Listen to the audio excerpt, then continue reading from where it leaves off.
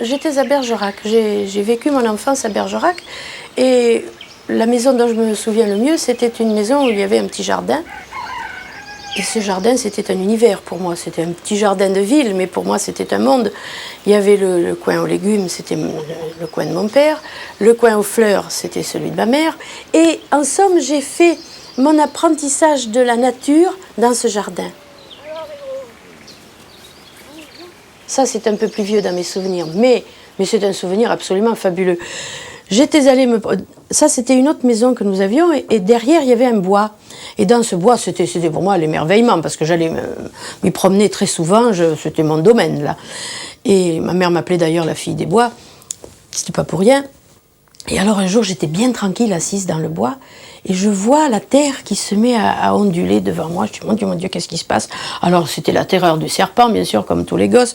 C'est peut-être un serpent qui est là-dessous, puis ça, les feuilles sèches se remuaient comme ça, doucement. Je prends un petit bâton, je remue un peu, puis j'étais toute seule dans le bois, je faisais mes affaires toute seule, et je vois une taupe. Oh, nia, une taupe à fleur de terre. C'était l'occasion inespérée, selon mes principes, de l'attraper pour pouvoir l'apprivoiser.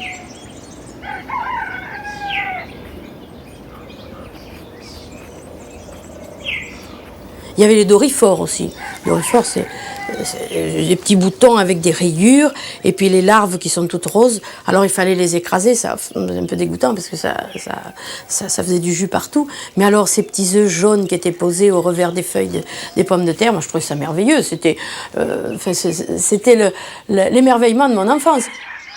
Et puis alors, bien sûr, quand il y avait l'école, alors j'attrapais des moineaux, je sais pas, de mai, par là, je sais pas, enfin bon. Et puis l'école n'était pas finie encore. Alors, je mettais dans mon cartable, enfin, j'allais à l'école à bicyclette, et puis il y avait une petite caisse sur mon porte-bagages, et puis il y avait les moineaux dedans. Alors, on avait des pupitres qu'on soulevait, on mettait la tête comme ça, et puis on avait tous les livres dedans. Alors, je tirais les livres, mettais les moineaux derrière, et puis pendant qu'on nous expliquait des choses au tableau, je nourrissais mes moineaux. Alors bien sûr, il y avait du caca de moineaux un peu dans le bureau, mais enfin bon, ça faisait partie des règles du jeu. Et au fond, quand je suis allée en Afrique, que je suis allée au Mexique, que je suis allée dans les pays tropicaux, où les gens m'ont proposé des petits animaux, bon, j'avais une culture zoologique à ce moment-là, donc je savais ce qui était faisable et ce qui ne l'était pas. Mais malgré tout, j'ai toujours voulu tenter l'apprivoisement d'une bête. Ça a été ma vie, ça.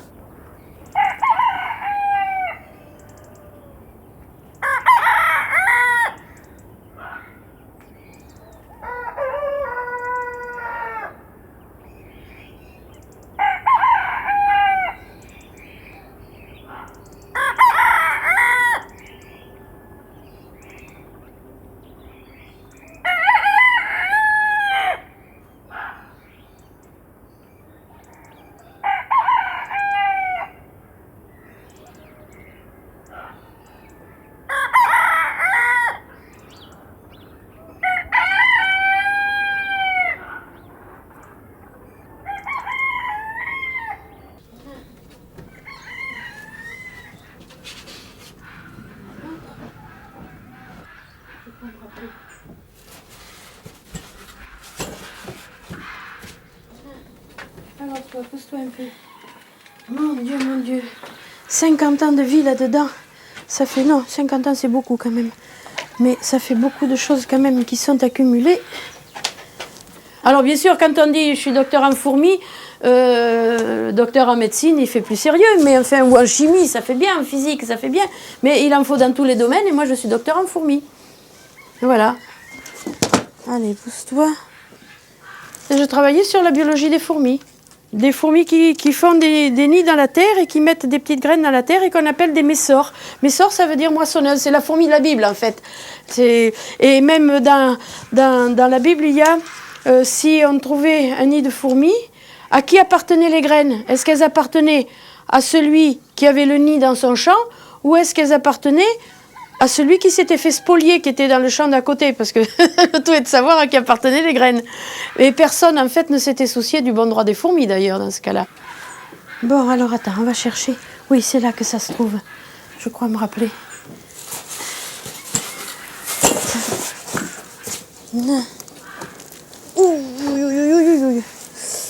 Bon, voilà, ça c'est déjà un morceau.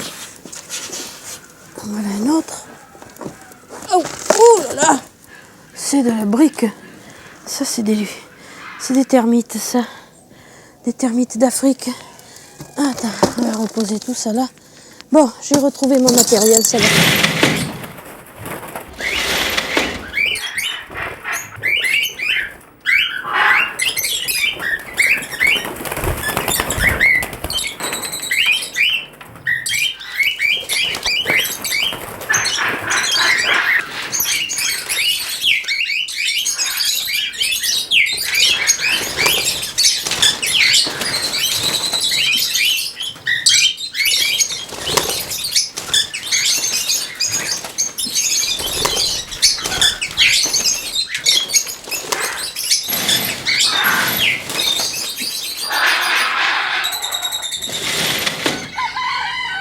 Oh non, ils sont mignons, mais ils mangent. Ils viennent, si on s'amuse un peu, là je le fais pas en ce moment, mais si on s'amuse de mettre un petit gâteau dans la bouche, ils viennent vous le manger dans la bouche. Ah oui, ils sont mignons, mignons, gentils. Mais là maintenant ils crachent un peu comme ça, pour vous donner une idée de ce qu'ils sont capables de faire. Alors on a les lunettes pleines de verdure, après c'est assez désagréable, mais enfin, oh non, ça fait partie du folklore quoi. Oh, on a lu Tintin quand même.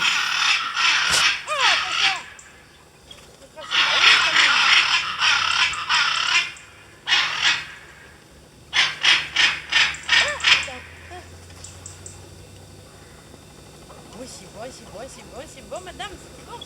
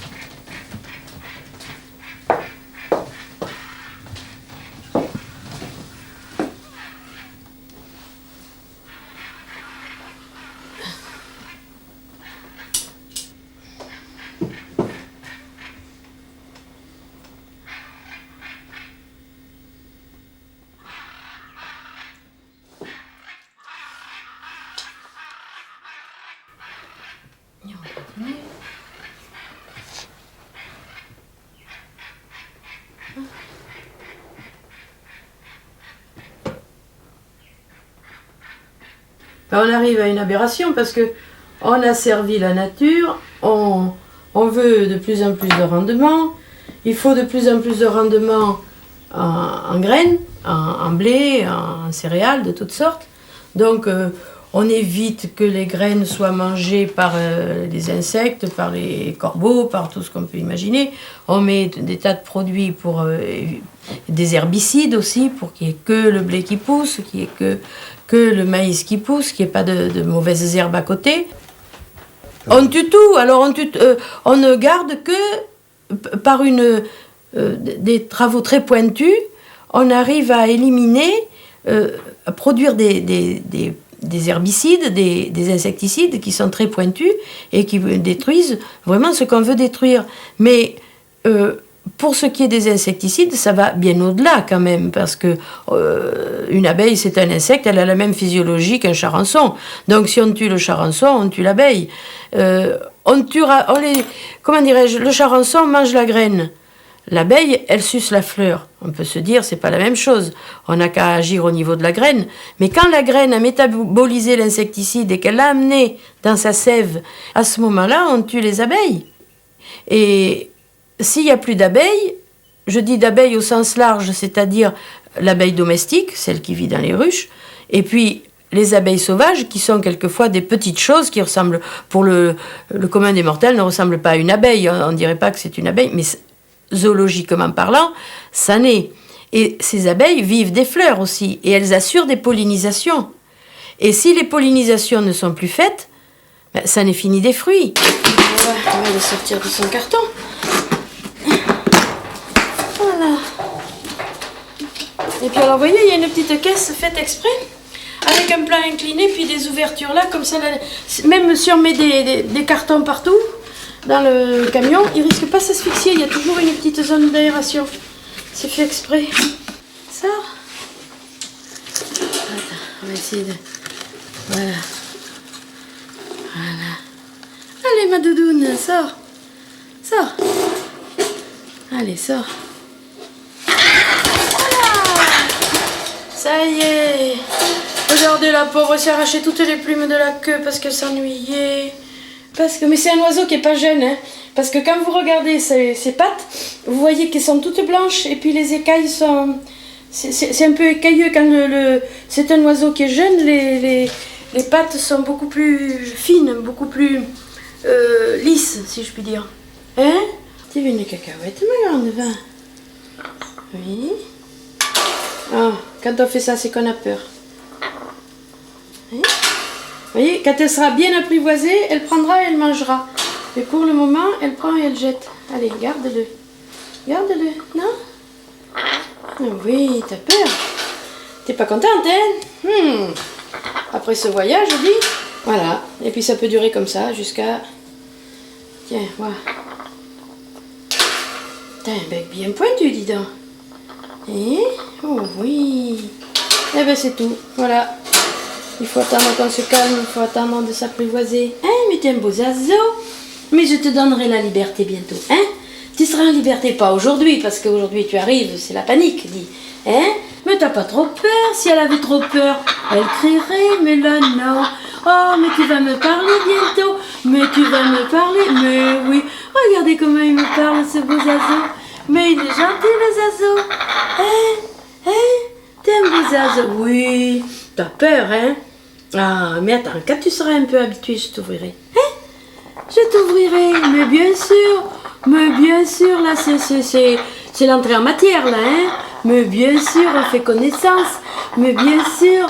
Et pourquoi je t'enferme? Parce que si tu t'envoles, si t'arrive un accident, il vaut mieux que tu sois protégé. Parce que les oiseaux, ça vit en 3 dimensions, c'est ça le malheur, hein? Hein? Hein? Oh oui. Oh oui, on va devenir copains tous les deux. On va devenir copains tous les deux. Tu viens sur moi? Oh oui.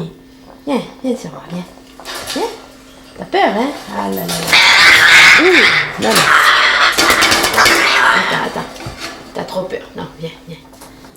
J'ai envie de dire pas plus que le reste, c'est-à-dire que quand on étudie la vie, tout vous intéresse. Alors la vie sociale, c'est un...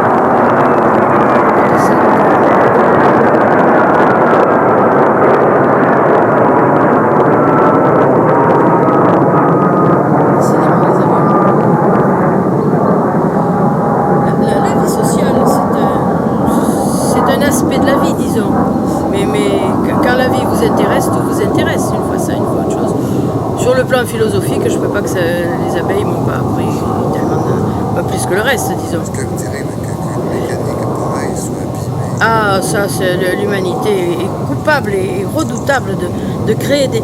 Mais c'est vicieux de créer des produits de plus en plus vicieux pour...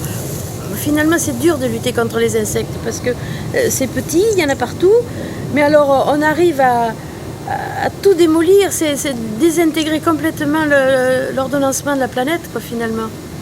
C'est affreux. Hein, mon doudou, t'es sale, hein? Il pleut. Ça, c'est une de tes préoccupations, ça. Eh bien, bien sûr, mais quel est le biologiste qui n'est pas préoccupé par ça? Les écolos aussi, au sens banal du terme, disons, mais finalement, c'est les garde-fous, ils ont raison, ces gens-là. Ils sont difficiles à vivre, mais leur combat est méritoire parce qu'ils luttent à main nue contre des firmes industrielles qui veulent toujours plus, toujours faire produire plus. Alors après, quand on a des tonnes de céréales, on ne sait pas quoi en faire. Quand on a des tonnes de pommes, on les verse dans les fossés, on jette du gasoil dessus. Et puis moi, je les achète à prix fort pour nourrir mes animaux. Et puis quand on veut nourrir les petits vieux dans les maisons de retraite, il faut acheter ça au magasin. C'est le monde à l'envers, quoi. On se demande si c'est normal de faire comme ça.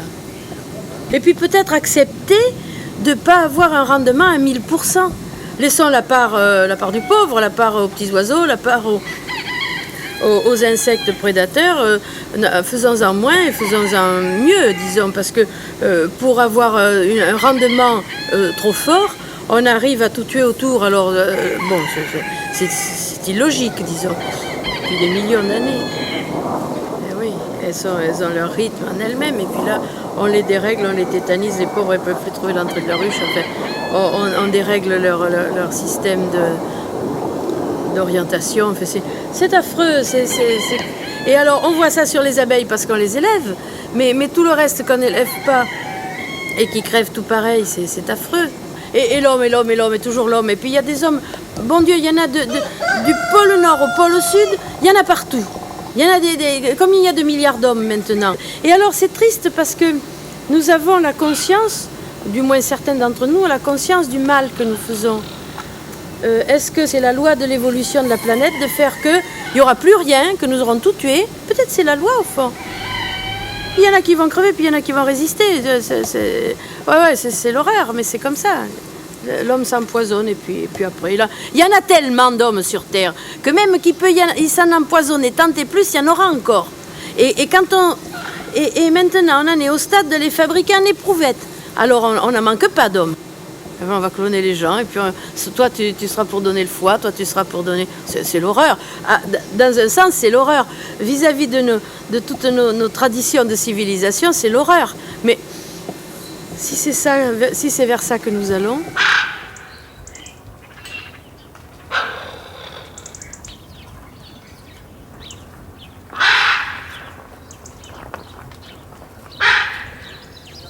Non, c'est pas de la domestication que j'ai fait, moi. Parce que la domestication a un côté un peu, si on veut voir, servile. Moi, j'ai fait de l'apprivoisement, c'est différent. La domestication, c'est un mot que j'emploie qui est peut-être pas le meilleur, mais c'est la mainmise de l'homme sur la nature. Jusqu'où avons-nous le droit de domestiquer la planète? Ça, c'est un grand problème. C'est un problème de conscience, c'est un problème moral, c'est un problème que l'humanité, jusqu'à présent, ne s'est jamais posé, parce que quand elle a fait de la sélection sur des bêtes, pour avoir des bêtes domestiques plus faciles à exploiter, la nature gardait un peu ses droits, quelquefois, si on peut dire. Mais là, même si elle gardait plus ses droits, il y avait quand même quelque chose qui ne dépassait pas les limites. Les limites de quoi? Les limites du poids par lequel on pèse sur tous les êtres vivants, sur toute la planète. C'est absolument énorme. Rien ne nous échappe. Rien ne nous échappe. Nous parlons des animaux, mais on pourrait aussi bien parler des plantes. Mais alors là, on fait des plantes transgéniques qui résistent à des herbicides. Bon, très bien. Alors on peut mettre des herbicides sélectifs pour désherber des colzas ou des machins comme ça. Et puis les pollens vont s'hybrider avec des herbes sauvages d'à côté, qui sont des mauvaises herbes et qui deviennent par le fait résistantes. Nous avions des bleuets dans le temps, et nos bleuets quasiment ont disparu. Des marguerites, si vous pensez aux promenades dans la nature, vous avez vu des marguerites dans les champs. Il y en a partout, à la belle saison, les marguerites fleurissent dans les prés. Parce que la marguerite est une plante indigène, est une plante de chez nous. Mais de chez nous depuis la fin des glaciations, quand tout s'est repeuplé, si vous voulez. Bon.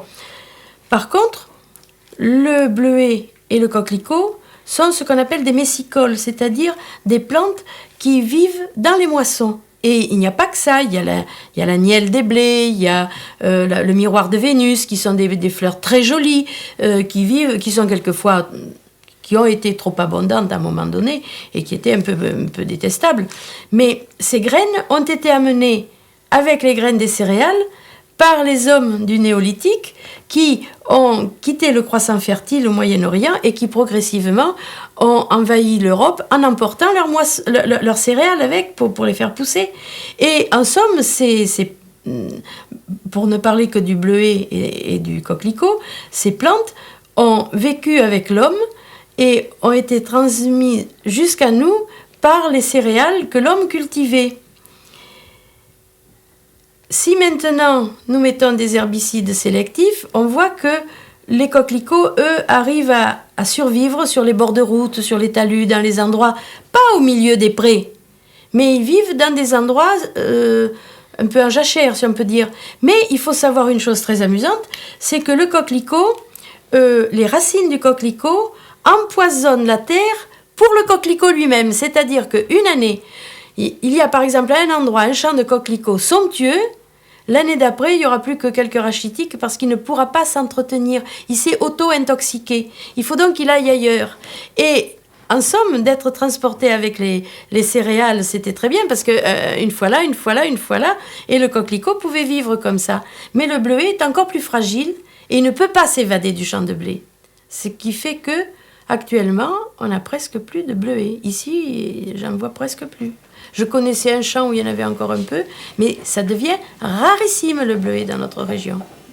C'est à double tranchant cette histoire de domestication, parce que le bleuet et le coquelicot sont arrivés par la domestication des céréales, et maintenant, notre hégémonie sur la terre est tellement puissante que nous éradiquons tout ce qui, dans la domestication, nous gêne un peu. Alors, bien sûr, on peut se poser la question, quand les gens, il faut aller plus loin, quand les gens ont amené le blé, c'était pas pour les coquelicots, c'était pour le blé qu'ils l'amenaient. Bon, le reste, ils ne savaient pas s'en débrouiller parce que quand ils vannaient les graines, les graines du coquelicot sont toutes petites, tout passait à travers. Donc, quand ils ramenaient leurs graminées, ils avaient aussi ces graines parasites. Maintenant, on sait enlever ces parasites, entre guillemets, et on n'a plus... Alors, on est à un degré d'hyper-sophistication de la domestication, mais c'est le même processus qui va à son extrémité, qui va au bout. Alors, maintenant, il n'y aura plus que des hommes, du maïs, du blé, des poivrons, des machins comme ça, puis le reste, des mouches, des souris, des rats, et puis c'est tout. C'est ça, il faut voir que nous allons vers un appauvrissement des espèces. Alors, bon, je pousse à l'extrême là, mais c'est vers ça que nous allons. Si je le coupe en petits morceaux, comme ça, ils mangent un petit morceau et puis ils n'en laissent pas perdre. Autrement, ils vont prendre une grosse tranche, ils vont en manger 3 brins, ils vont la laisser tomber par terre et puis après, c'est pour les souris. Alors, il faut économiser quand même. Alors, tous les jours, il faut faire le petit truc comme ça. Voilà. Pour tous. Ah ouais, tout le monde est préparé. Alors, il y a de tout. Il y a même du sucre pour le gros Hyacinthe. Alors, il va se râper son sucre. Alors, quand j'amène la nourriture et puis qu'il y a du sucre, alors là, ça déclenche tout. Vite, il vient manger parce que ça lui plaît. C'est pas pour manger, c'est pour jouer, mais après, il déjeune. Voilà. Pour les autres. Puis on va mettre des noisettes aussi. Ah non, mais c'est des animaux de luxe, hein. Faut pas croire. Voilà. Voilà, puis je vais mettre en plus d'autres graines, des graines de tournesol, mais elles sont en bas, j'irai les chercher en bas. Mais là, c'est les choses précieuses que j'ai dans la maison et que je prépare ici avant de le leur porter. Voilà. Et puis alors, quand la mangouste a faim, si elle a rien dans sa gamelle, elle va dans la huche à pain et puis elle descend dans les gâteaux et puis elle mange les gâteaux, elle se sert, elle est marrante, c'est amusant de la voir faire.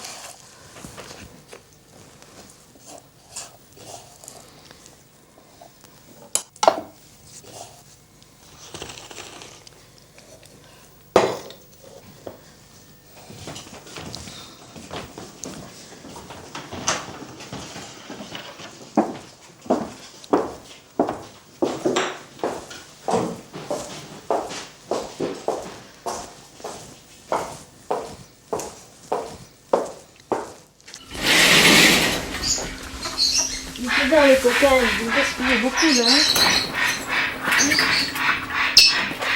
Voilà.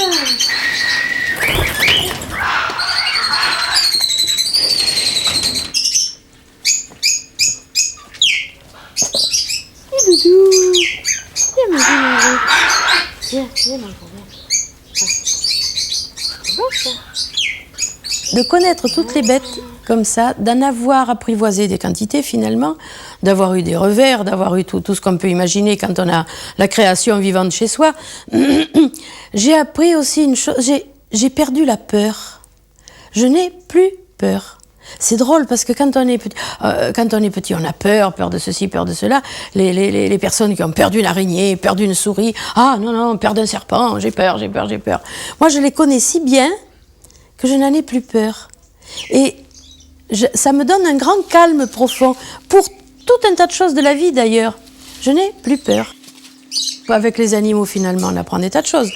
On apprend la tolérance. On apprend à supporter l'animal qui ne peut pas moins faire que de faire pipi dans ce coin-là parce qu'il a décidé de le faire et que vos activités de ménagère ne se prêtent pas à ce jeu.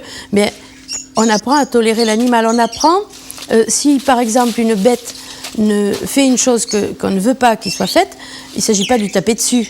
Il vaut mieux se mettre en situation où la bête n'aura pas à faire la bêtise. Ils étaient posés au début comme des livres dans une bibliothèque. Et puis un jour, je me suis dit, mais quand même, je peux les montrer à personne. Je peux même pas les voir parce que je tirais de temps en temps un peu, puis je les remettais. Bon, mais enfin, c'était anecdotique. Et alors là, ça me permet de les montrer aux gens qui viennent me voir, des amis, des connaissances, des gens qui passent le pas de la porte chez moi. Et j'ai le plaisir de voir l'émerveillement de leurs yeux, dans leurs yeux. C'est ah, le cri du cœur, mon Dieu que c'est beau. Et c'est une occasion de montrer les beautés de la nature finalement à des gens qui n'y ont pas accès parce qu'ils ne visitent pas les musées, parce que bon, on ne voit pas ça partout. Et c'est une occasion aussi de prêcher la bonne parole, si toutefois on peut la prêcher, c'est de dire nos insectes, enfin ça c'est des insectes tropicaux, mais c'est pareil, sous les tropiques, les insectes disparaissent. Bien sûr, vous avez la malaria. Vous avez, quand on va en Afrique, qu'on se fait piquer par les simulies, qu'on se fait piquer par les moustiques, au bout d'un moment, on est bien content qu'il y ait des insecticides pour vous débarrasser de tout ça. Mais ces insecticides qu'on répand par avion sur les rivières, par exemple, pour tuer les moustiques, bon, ben c'est bien beau, mais les larves de moustiques, on en souffre moins. Mais après, tout est mort. C'est horrible. Et tout ça, c'est parce que l'espèce humaine est à développement galopant. On envahit tout. Mais quand vous pensez que maintenant on va dans les glaces du pôle Nord chercher de la glace fossile et puis on retrouve des petites bêtes qui sont enfoncées là depuis je ne sais combien d'années, milliers d'années, et puis qui arrivent même à revivre, des petits tardigrades, des machins comme ça. On a ça sur nos toits de maison, les mêmes bêtes et tout. Bon, mais alors, il n'y a pas d'endroit où nous n'allions pas. On va partout. Et on a la même mise sur la planète. Et même maintenant, c'est plus fort que ça. On va aller dans Mars bientôt. Alors, bon, c'est une belle aventure. C'est fascinant de penser qu'on va aller sur une autre planète. Mais pour ce qui est de la nôtre, elle est compromise. Hein. C'est inhérent à notre développement, à notre évolution. Et je pense que nous sommes conscients de ce que nous faisons, mais nous ne pouvons pas ne pas le faire. Alors, on s'autodétruit, mais on ne peut pas s'arrêter, quoi. Ah ouais, on s'autodétruit ou on va faire autre chose. Alors, naturellement, toutes ces espèces qui disparaissent, ça fait mal au cœur. Ça fait mal au cœur parce qu'on est conscient que c'est nous qui le faisons. C'est grave. Mais il faut se dire qu'à l'échelle géologique, il y a eu des moments où il y a eu des cataclysmes. Bon, quand les dinosaures ont disparu, c'est pas nous n'étions pour rien, là, on était loin d'être impliqués dans l'affaire. Mais il y a eu un cataclysme géologique qui a fait que toutes ces grosses bêtes ont disparu et que la nature est repartie pour évoluer à partir de choses qui étaient déjà très évoluées et ça a refait autre chose.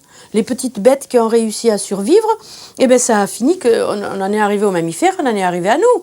Alors, on peut se dire que la nature a encore en réserve des possibilités, mais comme nous sommes conscients que nous avons une âme, que nous avons une réflexion, nous sommes malheureux en même temps de penser que nous détruisons, que c'est nous qui sommes le cataclysme au fond.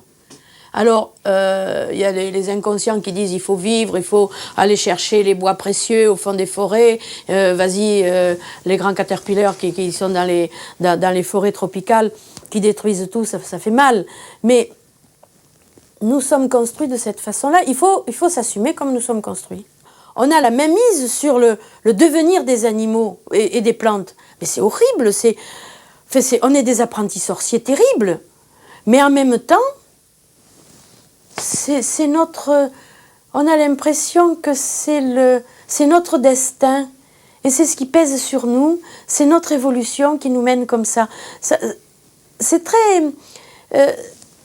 ambigu. C'est-à-dire qu'on réfléchit à la fois sur la beauté de la planète, sur l'évolution, sur les lois générales de l'évolution qui font que c'est jamais fini. Et puis en même temps, on se dit, nous sommes maintenant le principal facteur d'évolution et notre cerveau évolue parce que l'évolution des espèces, disons, générales, elle est terminée. Il n'y a plus rien on ne voit pas apparaître de grands phylums nouveaux. Mais c'est une évolution au niveau du mental humain. Et ça, c'est une évolution biologique, si on peut dire. Nous sommes programmés comme ça. Par qui? Par Dieu le Père, peut-être, mais enfin, nous sommes programmés comme ça.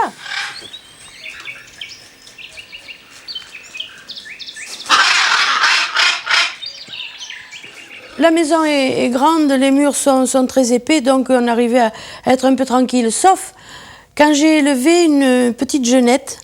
Alors elle a vécu sur son petit coussin chauffant pendant un certain temps, et puis après elle voulait aller avec les autres, mais je voulais pas la mettre la nuit avec les autres parce qu'elle était jeune et je pouvais pas surveiller ce qui se passait. Je dis, s'il se passe quelque chose de méchant, je serai pas là.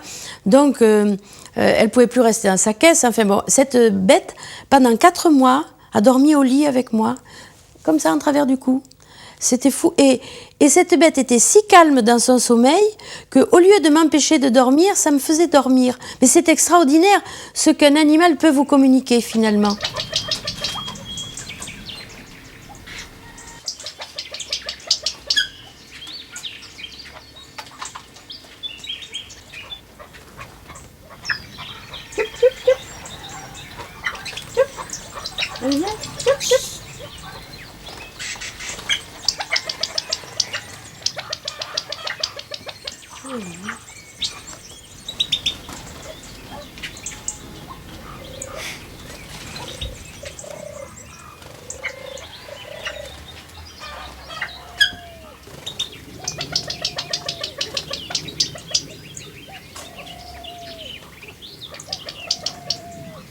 Le matin, quand il y en avait le dimanche, enfin les jours où on était tranquille, il m'est arrivé quand même d'avoir Lulu le sanglier qui venait me dire bonjour au lit, d'avoir le chevreuil. Ouais, le Lulu venait au lit avec moi, les mangoustes, qu'est-ce qu'il y avait encore? Le chevreuil qui venait.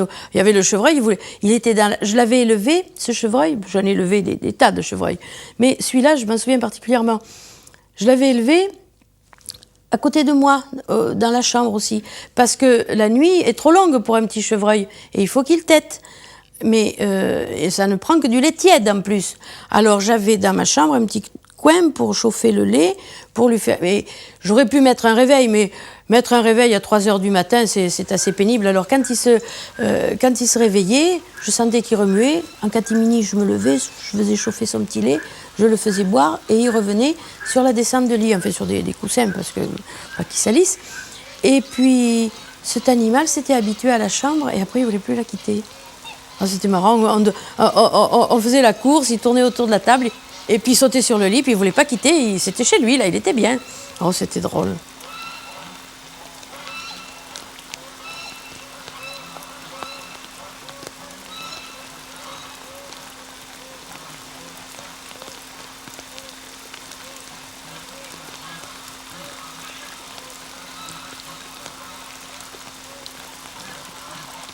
Bien sûr, ces bêtes sont différentes de nous. On essaie de leur inculquer des bonnes manières, si je puis dire, pour être en bonne intelligence avec eux.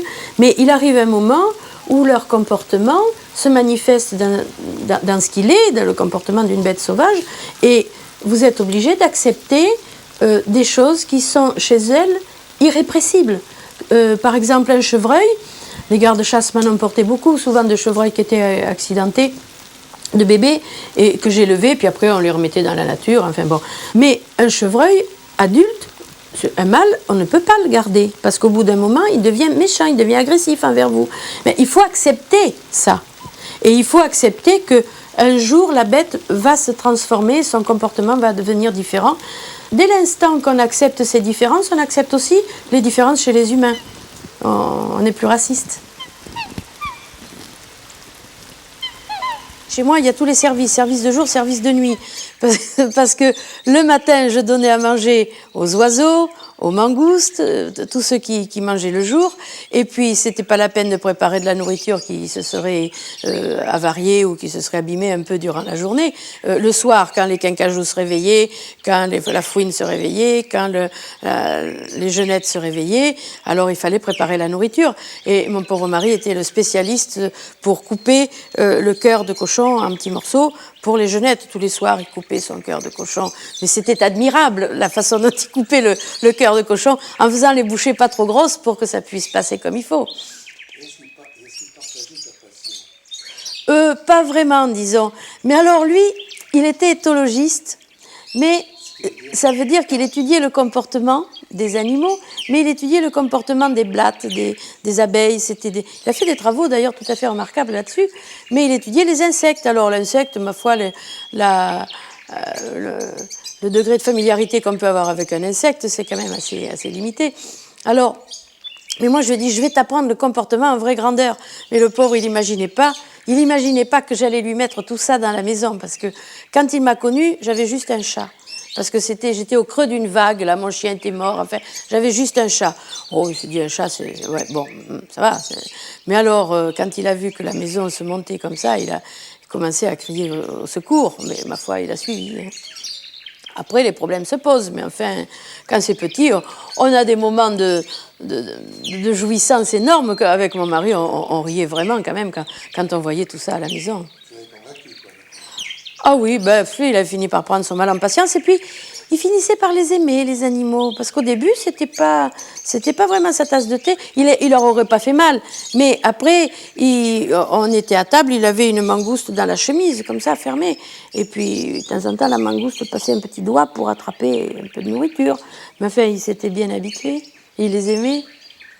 Peut-être tu as raconté l'histoire de la cuisine avec tes mangoustes, le tiroir de ta cuisine. Oh, l'horreur. Oui, j'avais dit à mon mari, tu sais, les animaux, à part le guépard, je connais aucun animal qui fasse pipi là où il dort. Les animaux, ils dorment, bon, il y a l'odeur de l'animal qui vient, mais enfin, ils urinent pas. Par quand c'est un tout jeune animal, bien sûr, qui n'est pas continent encore, mais les animaux qui sont adultes ne salissent pas. Et alors, j'avais tout un paquet de mangoustes qui se mettaient, parce que dans ma cuisine, je ne pouvais pas avoir de chaise. Parce que si j'ai une chaise, les bêtes sautent sur le siège, et puis comme le dossier porte contre la table, alors à ce moment-là, c'est l'occasion inespérée de monter sur la table, et puis de faire, bon, on n'a pas le temps de dire ouf que c'est déjà fait. Alors quelquefois on a besoin de s'asseoir un peu pour éplucher, pour travailler, parce que c'est fatigant. Alors j'avais des tabourets, alors elle montait sur le tabouret, et de là elle rentrait dans un tiroir, et elle dormait dans le tiroir. C'était un tiroir où il y avait du bricolo, là, un petit marteau, un petit machin comme ça pour première main, des petits outils. Bon. Mais elles vont salir tout. Mais je dis non, t'en fais pas, elles dorment dans le tiroir. Mais cette espèce-là, je m'en suis rendu compte à mes dépens, fait pipi au lit quand elle dort. Alors je voyais, j'avais, je sais pas moi, 5 mangoustes au moins de cette espèce-là. Alors elle rentrait dans le tiroir.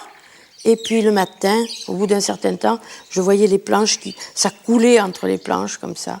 L'horreur.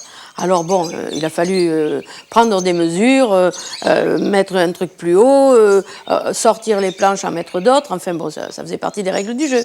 Mais puis après, elles sont allées dormir dehors. Mais c'est coquin, hein. On n'est jamais tranquille avec des mangoustes. Hein.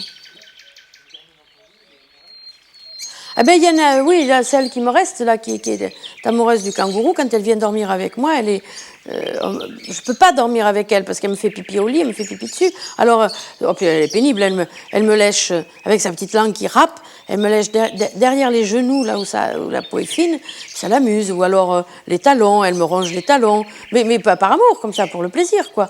Alors les nuits sont écourtées, quoi. Mais je peux pas la garder au lit avec moi parce que je peux pas la battre, je peux rien lui faire. Elle fait pipi au lit. Bien sûr, je suis docteur en sciences, mon Dieu, c'est vrai, je suis docteur en fourmis.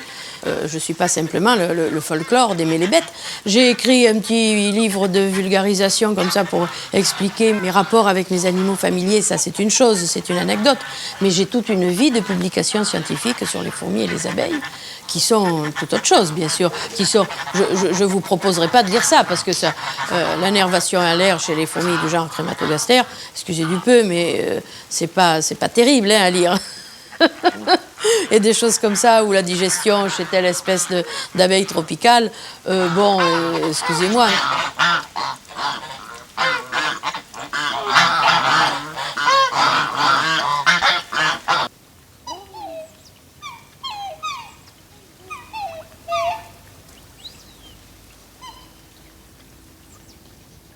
Alors, cette histoire de domestication, c'est l'homme qui a pris possession de la terre entière, parce qu'il a domestiqué les animaux, mais les plantes, mais l'énergie, mais la terre, mais tout est passé par ses mains. Et à l'heure actuelle où nous sommes si nombreux, le problème est là. Nous avons tout domestiqué. On se demande ce qui reste qui n'est pas domestiqué. Oh là là, il y a de quoi se tuer là. Nous sommes tellement socialisés que notre socialisation déborde sur les animaux. Et nous avons besoin du contact avec les animaux parce que c'est inhérent à notre espèce. Mais il y a le côté positif et puis le côté négatif, parce qu'un animal qui est vraiment domestiqué, ça veut dire qu'il vit à la maison, qu'il se reproduit à la maison, il perd de sa vitalité au fond d'animal sauvage. Et est-ce qu'on peut vraiment le réintroduire sans dommage? Ça, c'est un énorme problème.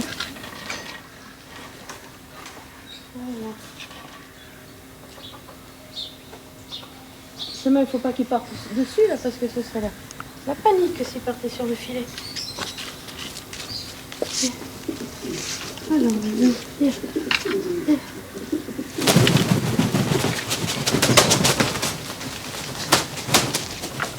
Ne va pas là-haut, va pas là-haut. Ne va pas là-haut. Ne va pas là-haut. Viens. Il a peur.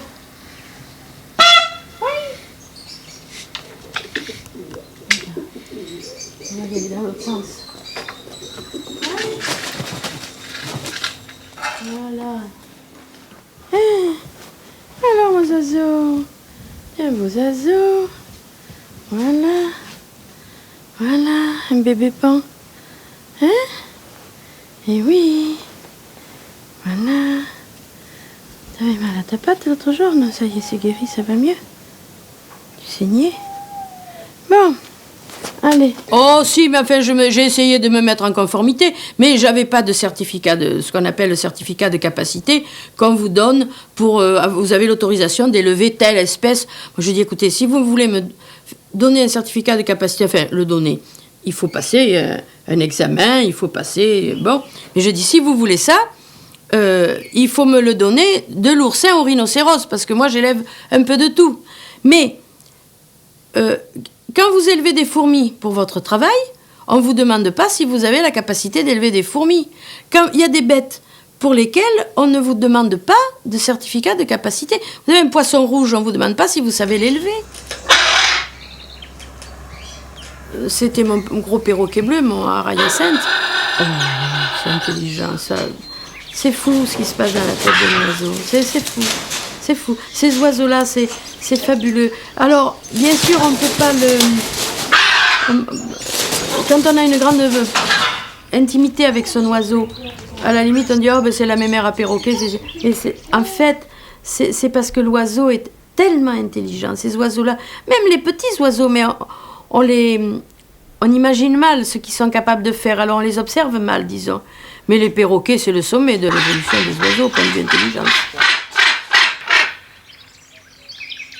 J'avais d'abord le mâle, tout apprivoisé, tout gentil. Je faisais ce que je voulais. Il se mettait sur le dos, j'attrapais les pattes, je faisais des nœuds avec. Maintenant, je n'ose plus les toucher parce qu'il est marié, mais fut un temps où cet oiseau, j'allais au marché avec le perroquet sur l'épaule, c'était quelque chose d'inouï. On m'annonce quelqu'un m'annonce à Paris qu'il avait une femelle à vendre. Et moi, j'avais le mâle tout seul. Je dis, bon, je vais l'acheter, ça va, je vais faire un couple. Alors, je vais à Paris chercher la femelle, je ramène une grande caisse en métal, je pose la caisse par terre, la femelle sort, poum, elle va se taper contre les carreaux. Je dis, ça y est, elle va passer à travers, non. Mais c'est toujours inquiétant. Et puis alors, elle revient, elle se pose sur la cage, le mâle sort. Ils ne se connaissaient pas, ils se découvraient. Hein. Le mâle sort, je mets à manger en haut, et je vois le mâle qui commence à manger. Mais qui mange, mais qui décortiquait des graines de tournesol. Et il en décortiquait. Ça a duré, je m'en fais, mais tu passes ta vie à manger. Pourquoi tu manges comme ça maintenant? Mais il mangeait. Mais j'avais jamais vu une telle frénésie. Et quand il a eu bien mangé, mais jusque là, il est allé vers la bête qui arrivait et il lui a régurgité la nourriture. Il l'a gavé. C'était joli.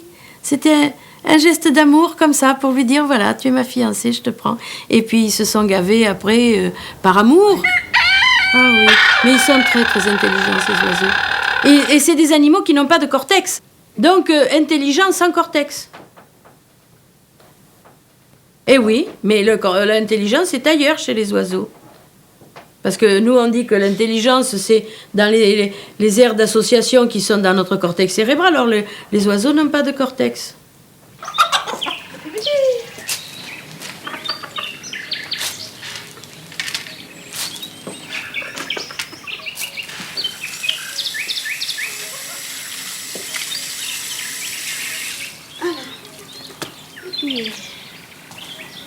Je les enferme, ils sont sales comme tout. Je voudrais bien leur donner la liberté, mais j'ai mon voisin qui me les tue quand ils vont se promener un peu trop loin. Alors je suis obligée de les enfermer. Parce que j'étais la mère aux bêtes qui élevait des fouines dans sa maison, qui élevait des mangoustes, des machins comme ça. Donc je méritais d'être vouée aux gémonies parce que j'étais une tortionnaire qui élevait des animaux en camp de concentration. Mais c'est pas ça. Les animaux que j'ai élevés et ceux que j'ai ramenés d'Afrique à grands frais de complications administratives et de complications de vie aussi, parce qu'il fallait les tenir vivants dans l'avion et tout ça, c'était pas toujours évident. Eh bien, c'était des animaux qui étaient perdus pour la nature. Parce que c'était des petits, c'était des jeunes, dont les parents avaient été tués. Par exemple, une fois, j'ai ramené des mangoustes. Ces mangoustes, je les ai échangés contre une montre. Parce que ils avaient... C'est ma propre montre, même. Ils avaient tué la mère, et le monsieur qui avait tué la mère pour la manger avait pris les petits dans le nid et les avait donnés aux gosses au village. Et j'apprends ça. Des coindros sont au village, il y a un petit qui joue avec. Alors moi j'ai pris ma montre, j'ai dit à mon Africain qui travaillait pour moi, mon technicien, je lui ai dit, bon, tu donnes ça au petit et tu me ramènes les mangoustes. Alors le gosse, quand il s'est vu avec une montre, bien sûr c'était bien préférable que les mangoustes qui allaient crever. Ces mangoustes allaient mourir dans ses mains parce qu'ils ne savaient pas les élever. Et moi j'ai eu toutes les peines, sur 5, j'en ai sauvé 4. Enfin, quand on aime les animaux, on aime le contact avec la bête. Mais j'aime le contact avec les bêtes, mais dans une certaine noblesse, disons. Je supporterais pas de voir une mangouste dans une lapinière à longueur de vie, et puis en lui disant, ma petite mangouste, mes mangoustes, elles m'ont fait des tas de bêtises chez moi, mais j'avais des poules, mais j'ai jamais mangé un œuf, parce que c'était pour elles, les œufs. Elles allaient les chercher, elles les gobaient, elles les cassaient, bon, c'est tout, quoi. Mais j'avais accepté le jeu. La visère est calme en ce moment, mais quand elle est très coléreuse, qu'elle est qu'il a beaucoup plu, elle devient toute rouge. Et quand on est loin là-bas et qu'on regarde du promontoire, on voit la ligne de partage des eaux. C'est joli. On dit que les premières domestications se feraient aux alentours de moins de 10 000 ans. Moi, je veux bien, peut-être, mais je pense que l'homme a cohabité déjà avec les animaux bien avant. L'animal familier. Qu'est-ce qu'on peut savoir de l'animal familier? Comme il n'y avait pas de race domestique à l'époque, ostéologiquement, on ne peut pas les identifier. Si c'est beau, un cygne. Mais c'est méchant, hein, mais c'est beau. Viens. Ouais. Ils font même plus de migration, ceux-là. Ils restent là. C'est l'hiver, mais ils sont là, ils sont bien.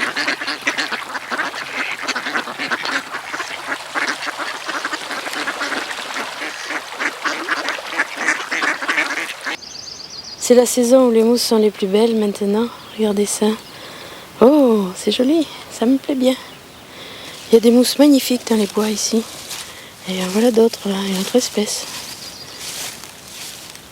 Puis les plantes, c'est facile, elles sont toujours là au rendez-vous. Une bête se cache, tandis que une plante est là. Elle vous attend, il suffit de savoir la trouver au bon endroit. Quand j'étais gamine, oui, Je jouais avec les plantes. Et il y avait des plantes que je détestais, mais même encore, que je déteste. Je ne les aime pas. Je ne sais pas pourquoi, je les déteste. Elles ont une gueule qui ne me plaît pas. Et puis il y en a d'autres, au contraire, c'est de la fascination.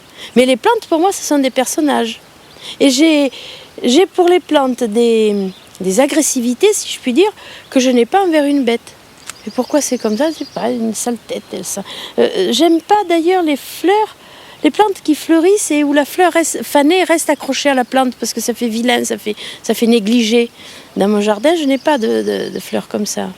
Si je vous dis les noms, ça vous dira rien, mais la mercuriale, par exemple, j'aime pas ça. Je sais pas pourquoi, j'en sais rien. Et alors en plus ici, on lui donne un nom, on appelle ça la Roberte. Alors vraiment, tout est moche, quoi. Puis ça pue, ça donne la diarrhée si on en boit. Enfin vraiment, c'est une sale affaire, quoi, la mercuriale. Puis c'est une mauvaise herbe des jardins. Puis je l'aime pas. Il y a des plantes comme ça, quelques-unes. Par exemple, ce qu'on appelle la stellaire holostée, c'est très joli, c'est une petite fleur blanche au printemps dans les bois. Et quand j'étais petite, j'en cueillais des bouquets. Et c'était toujours flétri quand j'arrivais. Alors ces plantes molasses comme ça qui flétrissent, j'aime pas tellement. J'aime mieux ceux qui sont un peu vigoureux, enfin qui a toujours bonne présentation, disons. Mais moi, les plantes m'interpellent parce que je les connais, je sais qui est là. Et quand on ne sait pas dire le nom d'une plante, c'est comme si on passait dans un monde où on ne connaît pas les gens. Ça fait pareil. On est un peu un intrus là-dedans.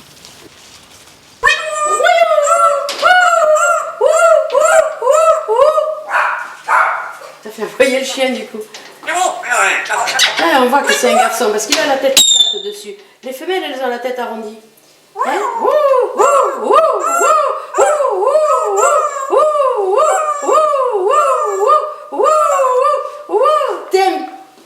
Tiens, pantin, tiens. Viens, regarde, tu vois? Ah, t'as vu? Ah, t'as peur, hein? T'as peur de ça, hein? Mais il a peur de rien, autrement. Ah, allez, on recommence. Je m'en méfie, hein? Parce qu'il a pas peur, lui. Allez, tu pinces, doucement. Celle-ci est mignonne. Viens, tu as soif, toi, viens. Voilà.